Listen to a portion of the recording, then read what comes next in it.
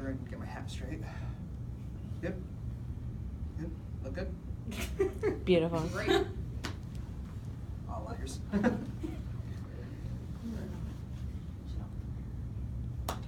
I remember when I first got into video games and stuff. It actually happened before I even played my first one. I remember watching my mom play like Majora's Mask and Ocarina of Time, like just on the Nintendo 64, just being amazed what was in front of me. Watching this, just the monsters, the swordplay, the sorcery, all that stuff. It was just something that I liked to watch, and it probably helped me get into fantasy to begin with. And also I can basically say I watched Let's Plays before they were cool. And it was just so interesting, like just every bit about the adventure just seemed so big and epic on this huge scale, and this is back in the N64 days, so I had no idea what was to come, you know? And it just kept going and going, and I just loved every bit of that adventure. I wanted to be a part of it. But my first adventure was a little different. My first adventure started out in the deep depths of space, where I was piloting a spaceship with a blue falcon who was always acted like he was too cool for school. An old man rabbit that constantly shouted at me to do a barrel roll. And a whiny green frog who, I'm going to be honest with you, I've honestly thought about checking his pilot's license just to make sure it's not written in crayon. The same.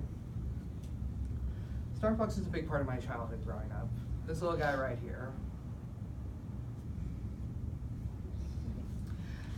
But why am I still wearing this?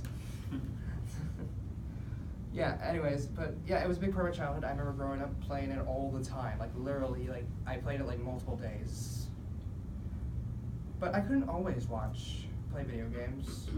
For that, I would turn the TV every day after school to watch my robotic host, his AI partner, board a spaceship, stream shows from the land of the rising sun about martial artists who did a lot more talking than fighting, to tell you the truth. And giant robots. There were a lot of giant robot shows. If you didn't know what I'm talking about, Toonami was a block that happened pretty much every day around the time you get off from school on Cartoon Network, and it would mostly show dubbed anime shows. And it really was where I got into anime to begin with. The actual the difference between cartoons here and cartoons there just fascinated me and helped me get into animation.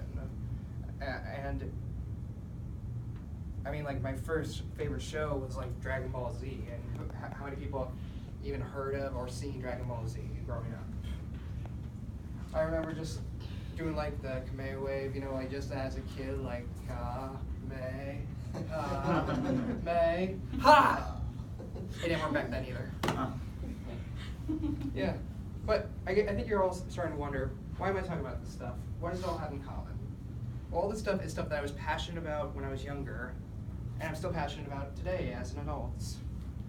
And it's stuff that I never grew out of, stuff that I never wanted to grow out of, and I'm okay with not growing out of it.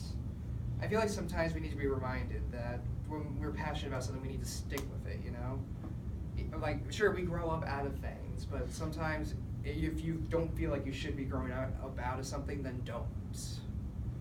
I mean, like, if you're still wondering about something that you gave up as a child, then you should go back and check it out, honestly. I did that, and it's still kind of fun. And I just think about, like, when I gave up on something and I was miserable about it, watched someone talking about it online, totally changed my idea about it, and I got back right into watching it. Never regretted it, never thought anything else of it. Because in the end, your shows help not only define who you are as a person, it can help define you as a person from when you're younger or when you're older, you know? It can change your mindset, it can change everything. In the end, my entertainment helped define who I am.